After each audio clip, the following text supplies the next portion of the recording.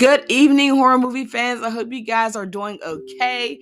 Hope you guys are doing great. It is 8/28, which means it's basically spooky season. Okay, I don't care if it's not October yet. It's always spooky season. Welcome to another episode of Tay and Jay's Horror Slays. We are so excited for this one. We went to go see it by ourselves. We went to go see it with the kids. We are so stoked. So, we hope you guys are ready.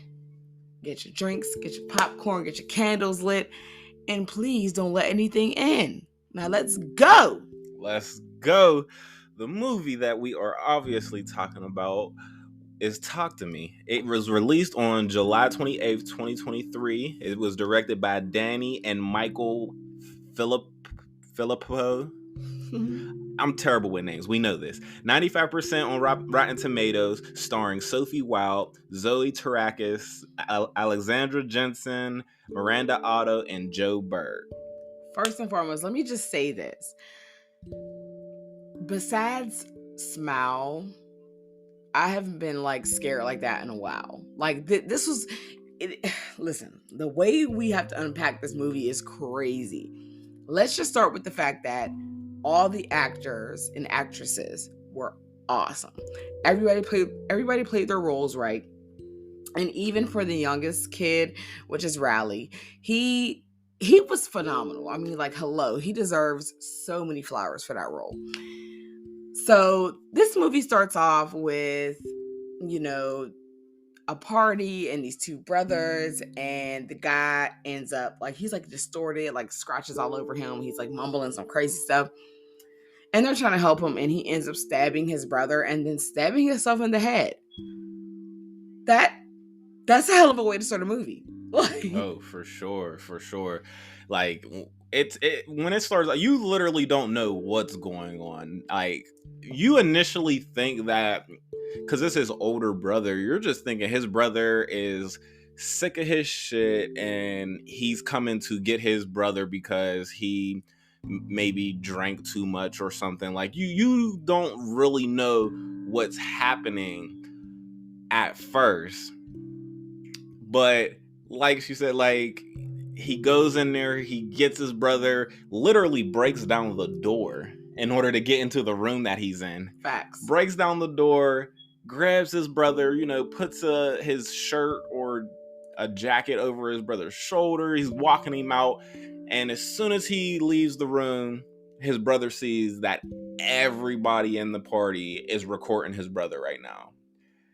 And if you've ever had someone who was going through something and they're going through, whether it's a mental breakdown or a medical emergency, anything like that, and to stand around and be seeing everybody just staring and or recording what's going on, it can get to you. It can make you feel some type of way, you're so willing to sit here and watch, but not willing to help while this is all happening. So his brother gets upset and starts pushing people, put your phones down. And then that's when his brother just comes out of nowhere and stabs him. And you're literally just sitting there watching what is going on? What happened? And then he walks outside and stabs himself in the head. And you're just and that's, like you said, that's how they introduced you to this movie. So you're what the fuck did I just get myself into? No, but seriously, it was a very crazy ride. And I have to confess this for my horror movie fans. The first time, right now, my co-host, / my husband is traveling right now. So we actually saw it at 2 different times. But when I saw it, which I saw it first, I was with my sister, who was 6-7 months pregnant at this time. So I went to go get drinks and food for us, and I literally missed that part. So when I came back, Mia and Riley were driving. So I'm like, hey, what just happened? Because the line was crazily long. I was like, what's going on over here? But yeah, so she told me what happened. I was like, holy shit. Okay, wait a minute. like, what the hell was that? So, but when I saw it for the first time yesterday when you took the kids, I was like, oh, oh, oh, yeah. But you know what? The concept I love about this movie, let me just say this.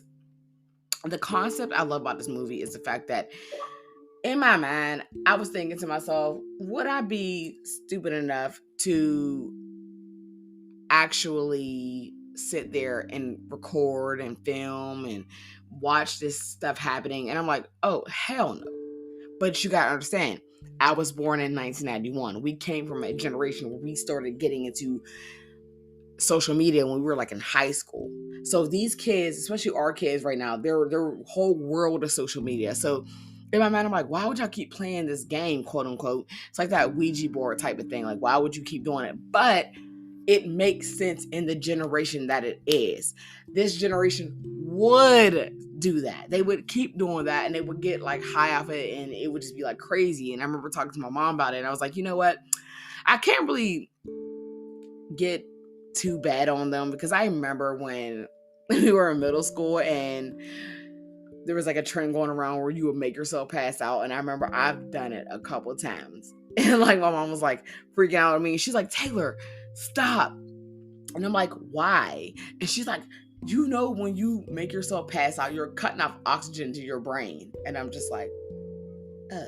She's like, yeah, you could die. And I'm like, okay. So it makes sense. It was very genius the way they did that because that would be our kids right now in this generation. We got people that film tornadoes that they're in the middle of. And you're like, in my mind, I'm like, get the hell into shelter. But they're like, I got to show you this massive tornado. So it makes a lot of sense. It was very well written. And I like that the teenagers looked and seemed like teenagers. Not like these grown 40, 30-year-old people that they're trying to design like young children. Right. I completely agree. I feel like the writing was, and I feel like you don't get this very often, but I feel like the writing was very realistic. And what I mean by what I mean by that is like these conversations seemed like conversations that would happen in real life. Like the mom was hilarious. The mom was me. Yeah, like that's the thing. I'm like a the thorough ass mom. Sorry. Yeah, the mom is so hilarious, but by accident. Like she's like when she's saying stuff, she's dead ass. Like she really mean what she's saying, and that's what makes it funny. You know, like we both of us can go back and think of when we were kids and our moms would be saying something that she was dead ass about, but we're over here cracking up because we're like, yo, like I know you're serious, but it's just the things that you're like the words you're using, the tone, yeah, like all that, everything, and it just was like perfect, like because it felt like she was a mom saying some like she was that new age mom, like how, like I said, I feel like I am, like how I feel like you are as a dad. Like we're the new age parents, like we're the millennial parents that's kind of like, yeah, cut the bullshit, like we've been there, done that. Exactly, we've been there, done that. Like the mom legit was like, you sneaking out? She's like, no, lock the door when you leave. Like, yeah.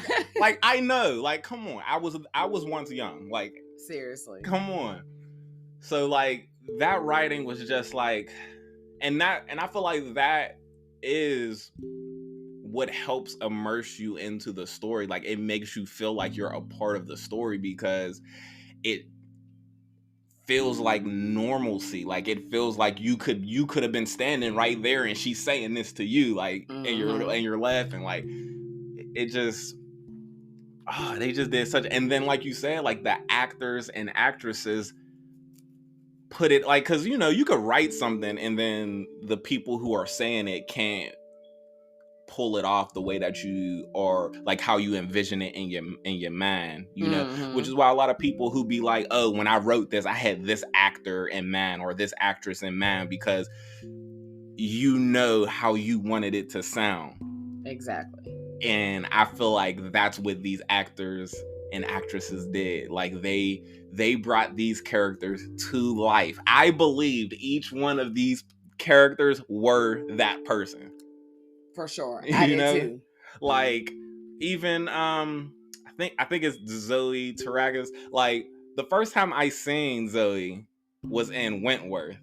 Oh yeah, because you had to tell me. Yeah, like but no, we like legit had a debate, like, because he was like, I was like, yo, like all the characters, even the asshole characters, like Haley and the other dude, I can't remember his name, but his friend. Yeah. I'm like, yo, they get on my nerve. I was like, I freaking hate them, but they're so awesome. And then it also, like, it made sense. And then you were like, yeah, no, I think that's a girl. And I was like, no, it's not. And then I realized that, you know, she was transgender. Yeah. And I was like, and when I looked her up, and as far as the cast of the movie, I was like, dude, like, I'm sorry. Like, he definitely, like, I would have never seen him as a girl, ever. Like, I was like, no. Like, some people, I just like, you just meant to be that gender. Like, yeah. he is the definition of a man. And I was just like, well, a boy, because, you know, guys are teenagers. But I was like, yeah, no. Like, that, you're not trying, I cannot physically believe. Like, I'm getting like Jenny, like she was on Jersey Shore. I cannot physically, emotionally, economically, like, I cannot believe that you were ever once biologically a female, because you don't look like it at all. Right. And honestly, and that's why I said to you, I wouldn't have even known. Honestly, I wouldn't even have thought so either if I hadn't seen Wentworth. Yeah. You know, like, they do certain things in Wentworth where you know, you can tell certain things. So it's like, but that character, like, man, that was like, Haley was awesome. Yes, like I ain't gonna lie to you, like, we not gonna like everybody just fit the narrative well. You know what I mean? Like, they fit their roles well. Like, you had the sister Jade, who clearly, to me, was just so focused on her boyfriend that nothing else mattered. She was that girl. You know what I mean? Where she just, all she cared about, even when she said what she said to Mia about how she basically slithered her way into her family. It's like, I get where she's coming from. Totally. But I felt like it was just kind of selfish, because I'm like, dude, her mom died. I could see if she just was like, I hate my family, and she just walked into your family. Like, she was going through a tough time, and I feel like nobody gave Mia a lot of, like, you know, leeway. And maybe that's because they are teenagers, so they can't see certain things the way that we as adults see them. But I feel like everybody, like, shit on her a lot. You know, even when she was like, oh, we all agree. And they were like, no, you agree. We didn't agree. I'm like, technically I didn't say no either. Exactly. The only, honestly, literally the only person who did go against was the sister. She was the only one who said no, and there ain't no, everybody else was, I mean, Haley, for example, was like, yeah, let's go. Like, was excited to get him in there. So so you're not going to sit here and act like I'm the only one who put him through this. Yeah. You know what? This might be an unpopular opinion. I don't know yet, because I haven't looked at the fandom. I'm kind of, like, annoyed about the fact that Haley and his best friend, the tall dark skinned dude, well, he wasn't dark skinned, but, you know, like brown skin. I'm kind of mad that they weren't in the rest of the movie. Like, once he gave Mia the hand, yeah, I was like, dude, like, you know what? If I could just nitpick anything about the movie, I think that is one of them. Like, oh man, like, I wanted to see more character development, because, like, once they realized it was that real, which is funny, because you know how we talk about black characters, we piece the fuck out when it comes to shit like that. Him and Haley pieced out. They said goodbye, deuces. Like, listen, like, it was all fun and games. It was cool up until he smashed his face in front of everybody. Everybody was like, oh, I'm not fucking with that no more. I'm not playing with that hand no more. So that, even though, yes, we can nitpick and say, I wish they would have still been a part of the movie, but in that instance, they didn't need to be anymore. Like, technically, their only purpose was to bring the hand into their life. So once they handed it off and was like, I'm done with it, they really had no purpose, because they weren't really their friends. Like that, they weren't a part of the friend group really. They were just people you saw at the party. Like, yeah. I mean, I feel like they were closer to Jay than anybody else because remember, Haley was like kind of annoyed that Mia was there because they all thought like she's off, she's weird, like da da da. Yeah. And it was kind of sad to watch her. Like, let me just talk about Mia for a second. It was sad. Well, first of all, for a lot because she is the main character. It was sad to watch her just kind of need people and people kind of push her away. Like she needed Jay and Jay was like worried about, in Riley's words, sucking her boyfriend's dick than she was anything else. Mm-hmm. Especially knowing that was Mia's boyfriend at some point in time, like beforehand. Cause she's like, oh, you guys hold hands for like a second. Like, no, like they had an actual relationship apparently. You know what I mean? And then it was just kind of like, you know, she's going through all this stuff, but she's more concerned with Daniel than she is with anything else because Mia had to go get her brother because she wasn't there because she had him on silent. And I'm like, your brother's out late at night and you got him on silent. And it was already determined that you were supposed to pick him up. Your mom knew you were supposed to be picking him up. Your brother thought you were supposed to be picking. So everybody, like that was your job. Your job was to pick up your brother. Exactly. And I feel like she got her sister flowers later on, but beforehand it was like Mia was his big sister.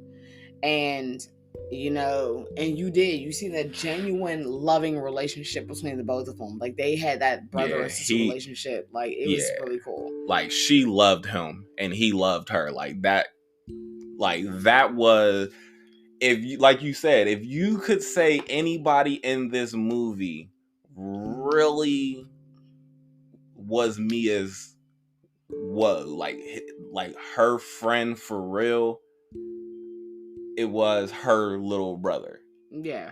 Because even though they had a friendship, it just wasn't as close as her brother. She was doing his homework with him while she was trying to talk to Daniel's bitch ass. Uh-huh. Like, bro, like she really irked my soul for real. I mean, people was a lot mad at Mia for her wrongdoings, and that's perfectly fine because she did have a lot of flaws, but she was grieving a lot, and that's why her flaws don't hit me as hard, especially because being a teenager, she's a teenager who just lost her mom and she's going through a lot of shit. So it's just kind of like her flaws didn't bug me that much. They got on my nerve, but they didn't bug me that much to be like, yo, I hate her. But Jade, I hate her. Like, because she was just so focused on Daniel. But again, in a way, I can't be biased because she is a teenage girl. And some teenage girls do get like that. Yeah. I feel like one thing that really bothered me was like everybody was thinking, okay, I can't be for sure, but I feel like this is how it happened. Mia lost her mom. Okay. Her mom was her best friend, and it hurt her very much. It tore a hole in her to lose her mom. So I feel like in turn, she tried to numb it with some drug. We don't know what drug, but she tried to numb it with some drug.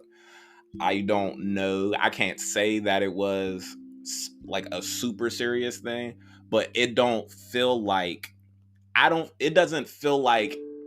it was a super big thing. Like she had gotten really bad and they sent her off to rehab type of thing. Yeah. You know, it feels like it was literally something that she used to try to numb the pain of losing her mom.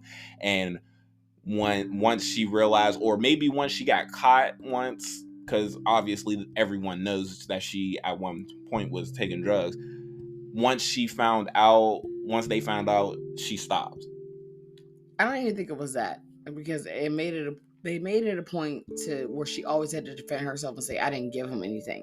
I think she might have gave somebody something and it went to the left, honestly. And that's why everybody was so like weary of her. Like even when she came home after Rowley and his situation, and her dad was having that exchange, she's like, I didn't give him anything. And he's like, well, what did happen? Like, I feel like she gave somebody something, like just being like, oh, we getting high together. And it went to the left. The same way she allowed Riley to invoke the spirits, and then it went to the left. So I think that's kind of what happened. So it's like, she just got a lot of to me, the shit end of the stick when anything around her happened. Yeah. Yeah, I completely agree. You know, I mean, like I said, I don't know what happened back then because they didn't go into detail, which honestly they didn't need to. It's perfect the way it was. Like they didn't have to go and have much more backstory to this kind of story. No, I disagree. That's probably something we can disagree on. And it's not that I needed a full story, but like I wanted a moment for her to just briefly think about it. And like a show like, you remember how on the movie 13 where Evan Rachel Wood is, aka Tracy, she's sitting in the bathroom and she's looking at herself in the mirror and she's picturing when her mom's boyfriend was, he made some type of bowl out of a can or whatever fuck, and he's like smoking, and then he's like and he's falling all over the place, and her mom like shuts the door like, it's okay, da-da-da. And I think that's when he went to rehab. But that glimpse of what could have happened the time she gave somebody drugs, quote unquote, because I'm just saying that in my mind she gave somebody drugs, I feel like that little glimpse would have gave us something. I feel like that was the one thing that probably shouldn't have been left up in the air, because now we don't know whether she did drugs, whether she was doing drugs and gave somebody drugs, or whether she just gave somebody drugs. We were unaware of what happened. So it's like when everybody's accused, and especially because it wasn't like one person said it. More than one person looked at her and said basically to her, what did you do? So we're left to think, did she drug somebody and we just don't know about it? Yeah, I don't know. I mean, like I said, like, okay, that could just be one, because I don't feel like I need that. That's just me. Yeah. I don't feel like I feel like I got enough of just the accusation of feeling like, because I don't even know if it, like, I feel like the main purpose was for us to feel like they're being unreasonable in their accusation. Yeah. So I don't feel like I needed to see why they even feel like they need to accuse her, because I felt how I felt. Like I feel like I felt like they were being unreasonable. It's like, bruh, like I already told you I didn't give him anything. Why is that? Like, why does that have to be the first thing like you go to? Yeah. Why isn't there any question like, hey, what happened? Like, or you, well, first, are you okay? What happened? I feel like, I mean, maybe her dad's case might be a little bit different, like, because he was getting the feedback. But I feel like I said, her having that shitty ass friend in Jade, that's where it just kind of went to the left. But let me just further push the narrative. I feel like everything graphic wise is good. Even I guess you would call them quote unquote jump scares, but they really weren't even jump scares. They were just unsettling ass things. No, go ahead. I'll let you finish. I was gonna say, and even that point where she was trying to make sure Riley was okay, and then she was like, and the little girl was like, I'll let you in, and she let her into the other side. It was like, I felt an intense need to pray. Even both times watching, I'm like, I still feel an intense need to pray, because this is uncomfortable. Yeah. I can say 100% I agree, where it's like the visuals were, they were phenomenal. Even Jeremy Jans said it, where it was just like they weren't, like you said, like they weren't jump scares. They were just like they were just like the part where he freaking is bashing his head off of the table. It's like, what the, you know, and then he's trying to rip his eye out. Like, oh my gosh, I could not see that part without freaking out. Like, yeah, like, you know what? I love the fact that I'll give her 1 point as a sister when she went to put her hand so he wouldn't bash it anymore when he's about to die. Mm-hmm. I was like, damn, man, that's lit. Like, because My sister might have died. I mean, I would have thrown her to the floor or some shit like that, but I'm just saying, I wouldn't put my hand there. I don't think I would have. Okay. Is that maybe a big sister? I don't know. Probably. Go ahead. I don't know. But, like, there was a lot, like, I'm not like weak stomached, or, you know, there's not a whole lot of things that can make me cringe, but they did a few things where it was just like, where I'm like squinting my eyes to not look type of things, like the pulling the eye out. Even the small thing of the dog licking him in the mouth, I was just like, yeah, that was so gross. Oh my gosh. But like Jeremy Jens said, you're like, that's disgusting. But it seems like something that could happen, like that would happen in that moment. Like, you know, like it made sense. I don't even know what she did to make him come back out there after all that. Yo, like, facts, because I would have been, they would have sent me to the hospital, because I probably would have doused some bleach in my mouth and probably died from that. I mean, honestly. And then later on in the night, they tried to get him to do the hand thing again. I know, but I'm saying, like, they was trying to get him to do it again, and he was like, no, and then they talked him into it. I'm like, yo. No. If I made out with a dog like that, I swear. Never again. I'm never touching it again. Because they showed you that the host can see what's going on. So if I saw myself doing that, hell no. Mm-hmm. I'm going home. Electric chair. I'm going home. But, you know, it was just crazy to watch her just become unsettled and unhinged. And then, you know, like to the point even where she stabbed her dad, and I'm just like, oh, dude. Like, and then when she, like I said, towards the end, when, you know, all the lights start going on, I forgot that she was mentioning that too to Riley, that she had the dream where she no longer sees her shadow. And I forgot all about that. And it was just crazy, like, because that actually was what happened. And, like, everything, she was watching everything going on around her after she basically killed herself. And, you know, and I like how the way they made it seem, because it made it feel like, okay, did she kill herself? Or did she just kind of oops and stumble into traffic? You know what I mean? Yeah. But, you know, when she finally was, like, just sitting there and, like, all the lights went off, and then there's a light that came, the candle that came on, and the hand that was sitting there, she grabbed it, and she saw that dude, all her friends behind him. He was like, talk to me. No, he's like, I'll let you in. It was just like, she's like, it was just like, oh my, like, I was just like, oh, damn.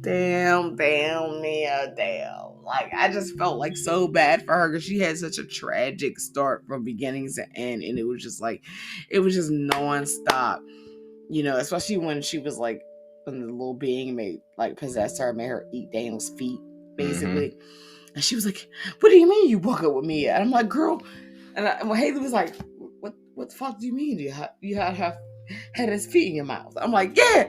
That's not terrible Australian accent, y'all. But yeah, no, that's what the fuck I was thinking. And when you turned to me and said that, I'm like, me too. That's the first thing I thought. Like, I didn't give a shit. I did not give no shits about the sleeping thing. Issues, y'all. He didn't even like our son's feet. He didn't like kissing him when he was a baby. He couldn't even move. Facts. I don't care. That is disgusting. So I didn't care about none of the.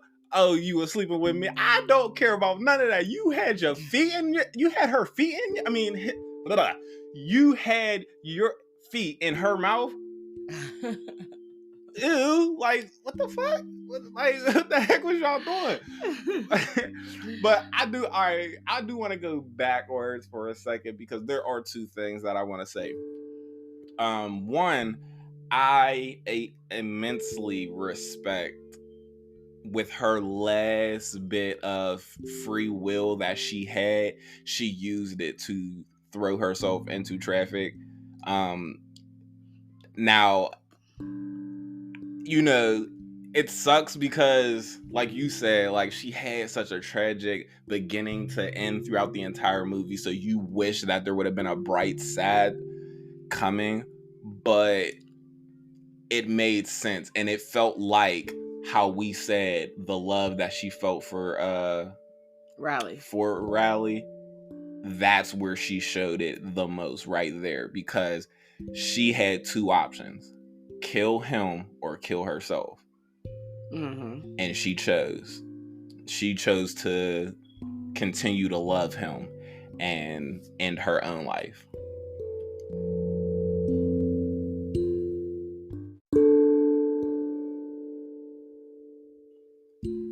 So with that, I just like I truly respect her decision there. And the second thing I want to bring up when it comes to the leading, I guess leading towards the end of the movie. Was it leading, or was it actually? No, it was already like in the end. She was in the hospital, like you said. She was in the hospital, walking around, seeing everything happening, and I was like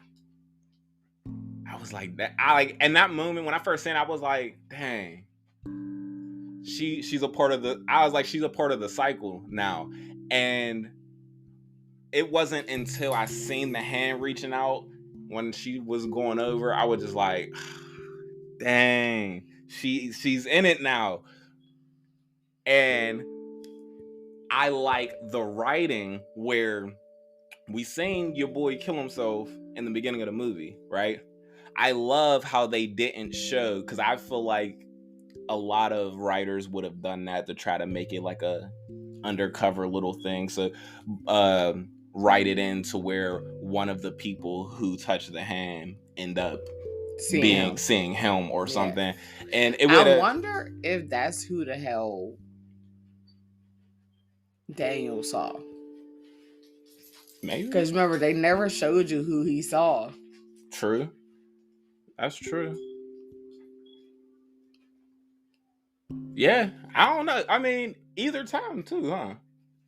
Yeah, I don't know the second time because they didn't really they didn't give because no he was just real like that's all he yeah did. they didn't give no real whatever because they was going around in rotations with it. Yeah, but I feel like they never specified the first time what he saw, because remember the look on his face. I mean, which again I get it because you don't know who the hell you're saying, what the hell they look like, whatever the hell. Mm-hmm. But he was just kind of like, oh, like, you know what I mean? So I wonder, that's crazy. But go ahead. But no, that was it. Like I just wanted to say, like I like the fact that they did not show him, because I can say, even though when it got to that point, I was like, oh, she's in the cycle now. I feel like I would have pieced it together a lot sooner if I would have seen him. I'd have been like, okay, so I feel like at the end of the movie, she's probably going to end up killing herself, and then she's going to be in it. Like that's just how my brain would have thought if I would have seen one of them be him. Yeah. So I like that subtle. I'm just not gonna, even if they did put him in there and one of the people seen him, they didn't actively show us that they seen them. Yeah, and see, I do like that as well, because I do feel the same way. We probably would have already came to that conclusion by the time we saw that. You know what I mean? It wasn't immediate. And even when she first got hit, I thought that she really did get the fuck up. Oh, for real? Yeah, I was like, okay. I'm like, okay, these motherfucking spirits, and gave her powers and shit. The bitch, walk around like, hello. But, and I'm thinking she just, like, remember how, like, when Riley first smashed his head and she kind of was walking around, that deafening sound was going behind her. That's what I thought was happening. And I thought people was going to be looking at her like, bitch, the fuck is you doing walking around if you just got hit?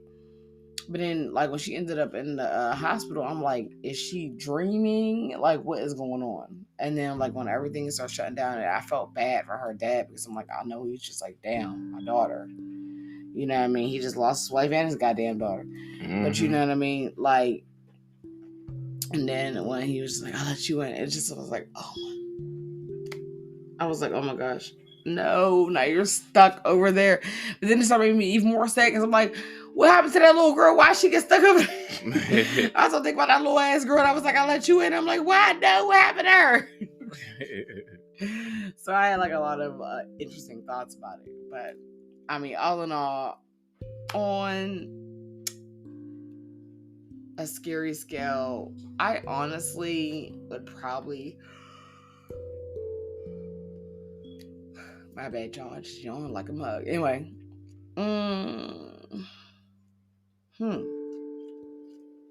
As far as a good movie scale, I would probably give it like a 10 out of 10. I would say probably 9.5 out of 10. And that's just because, like I said, there was that one little part I would probably change. But it can go either or. But a scary scale, I would probably give it.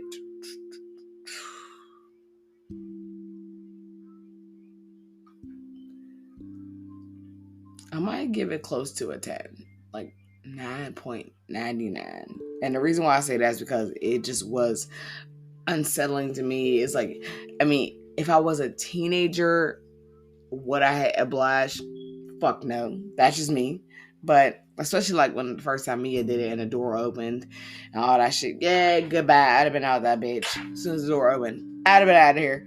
That's just me. But like, it did exactly what it needed to do. It was frightening. It was scary, and it also like the way it was shot, edited, especially by people who were on YouTube making funny ass videos. It's just like when Jordan Peele first came out, it was like, yo, you dope for real. So, shout out to the twins, whatever, like they're lit. But yeah, I mean, I guess I can give it like close to a 10, probably a 10. It to me was what horror movies are supposed to be. Unsettling, scary, not too much crazy backstory. You didn't even learn anything about the hand. You had the suggestions of what the hand was. So that was awesome as well. So, I mean, that's how I feel about it. What do you think? One, before I give you my rankings, I'm going to say shout out to the brothers, just like you said. Shout out to them. I hope that they keep dropping fire horror movies just like Jordan Peele did. Just keep, because we need y'all. We need these good writers who really take this stuff serious, instead of just like writing a quick little script and then just throwing in a whole bunch of jump scares. Like, no, put stuff in there that lasts, that'll sit with you for hours upon hours, that really scares you. Like that's the type of stuff that we need in this genre. So I just wanted to put that out there beforehand. But I'm definitely on both scales. I'm gonna give it 9.5. Top tier. I don't really give anything a 10 just because I truly feel like perfection isn't really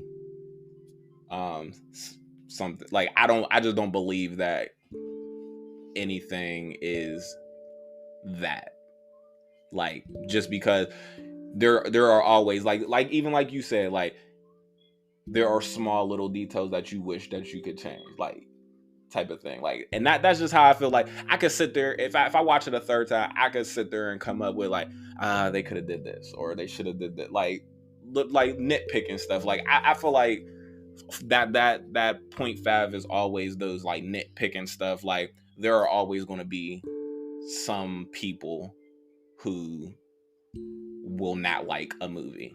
Like, for example, Mom don't like Get Out.